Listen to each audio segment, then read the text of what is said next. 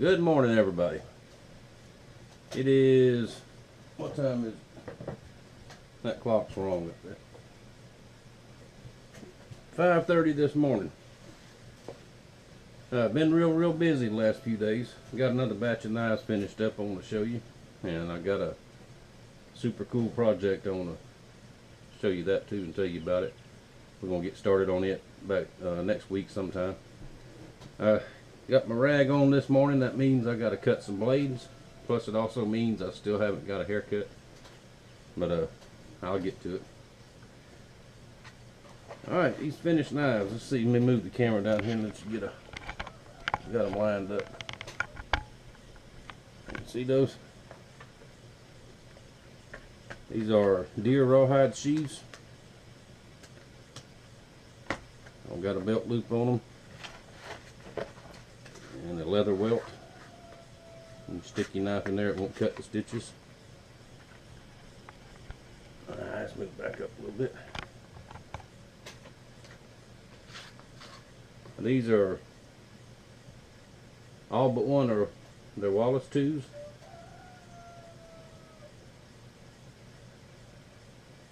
Now the handles on these wooden ones, this is oak. Remember that material I showed you was the old church pew that was cut up? That's what this is. Now this is red and white oak. It's been glued together when I cut it. Some pieces of it. I've got one solid piece that's white oak that'll go for another project that I'm going to get done today, and I'll show you that one probably tomorrow. But come out real good. There's 4 of these. They're all the same.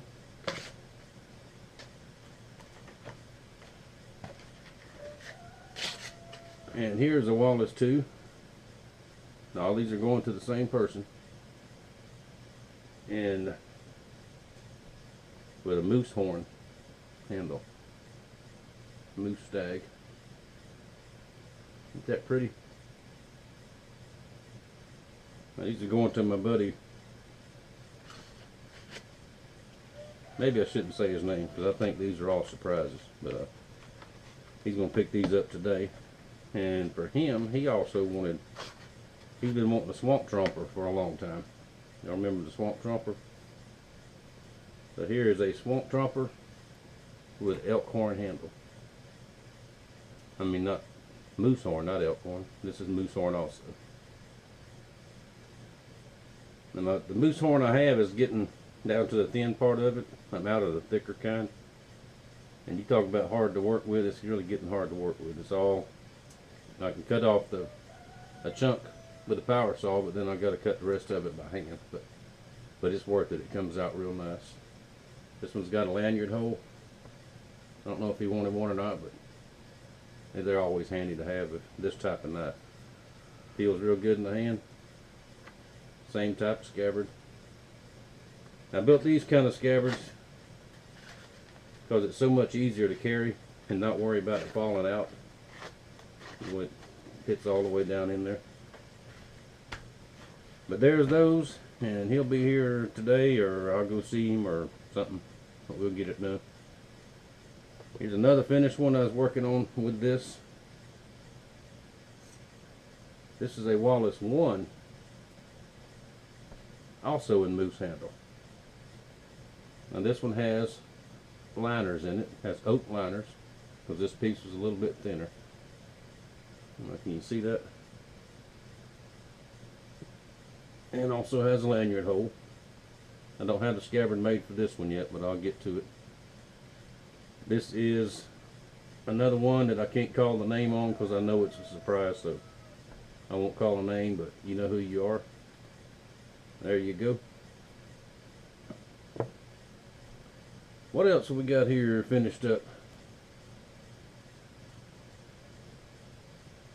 Here's a camp knife I got finished up. Now this is elk tine. Now this one I thought about keeping for myself, but feels real good in the hand. But for me to carry one, keep one and carry one for myself, it's got to have a just certain feel. Alright, this one feels good, but it's not exactly what I want. So, another guy that we got a big trade going on with some very nice antlers, some deer antlers. So a Mossy Nut. This is your camp knife. And the other one that you wanted me to surprise you with, it's almost done. I'll wait. I won't even show that one. I'll just surprise you. I'll let you make a video and show it if you want to. But there's your camp knife. And let's see what else we got. Projects for today. I got a sort of a old style Pioneer type butcher knife that I'm going to make. I'll get started on that today for Mr. Mike out in Arizona. Duke. I'm going to make this one today. This is a throwing knife, throwing Bowie. I don't think I'm going to be able to salvage this handle material. I'll try, but if I can't, I'll come up with something real nice.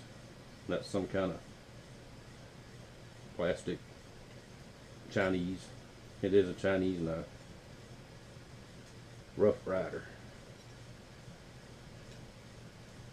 Which some of their stuff it's alright. But this one wasn't okay because it broke. Alright, that's the butcher knife, and this is today's project after a little bit of shop cleaning. After several knives I built, I had to stop and clean up. Next week's projects. This is my design for a turtle knife, turtle skinner. We'll have a chisel point on the end.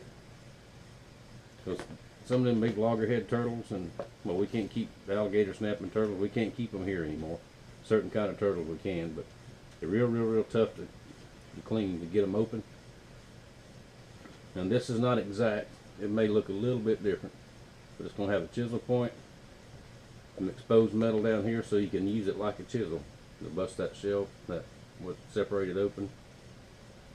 And this little hook here may or may not stay. That's designed to go in and pull the head, so you can take care of that. And I have a cutting edge, and this will be a blunt edge up here that you can hit with if you need to. And I'm going to use some locust wood that was sent to me last year. It was pretty dry when I got it, but it's been here, I'll show you a piece of it. It's been sitting down here, dried and stable. I think it's going to be stable enough for that.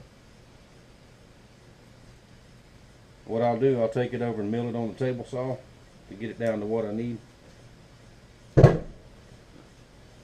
Could do it by hand, but I'm going to do it by hand when I've got a table saw. Slightly lazy. Alright, the super cool project. I finally got one of these. I've been wanting to show y'all a restoration. This is an Air Force pilot's knife. Pilot survival knife.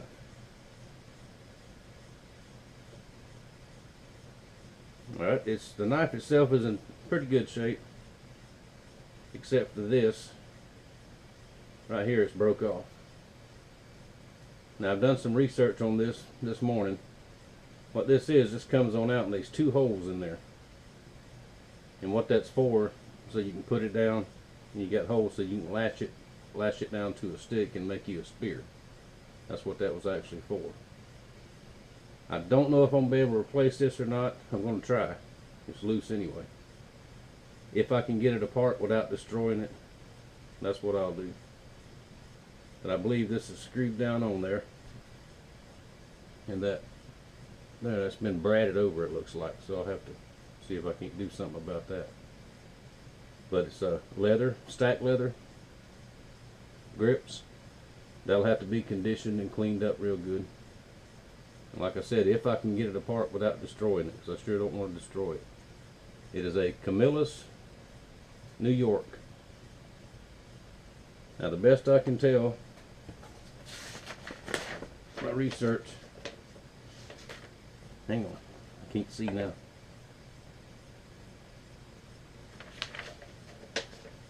This one is probably 1962 when that one was made. And that's a good year because that's the year I was born. Alright.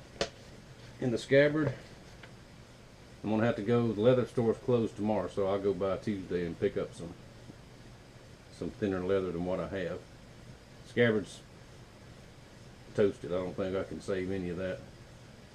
But it had a Norton stone, Norton sharpening stone in there, which those are still available.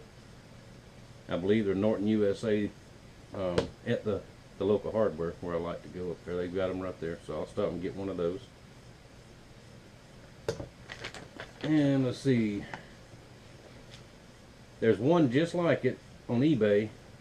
The bid, or however the bid, I don't know how eBay works, but it is priced right now at $329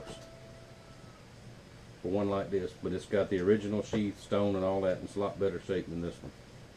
And then I found another one for $40, one for $89. So the value on it is, you know, could be anywhere from $50 to $350.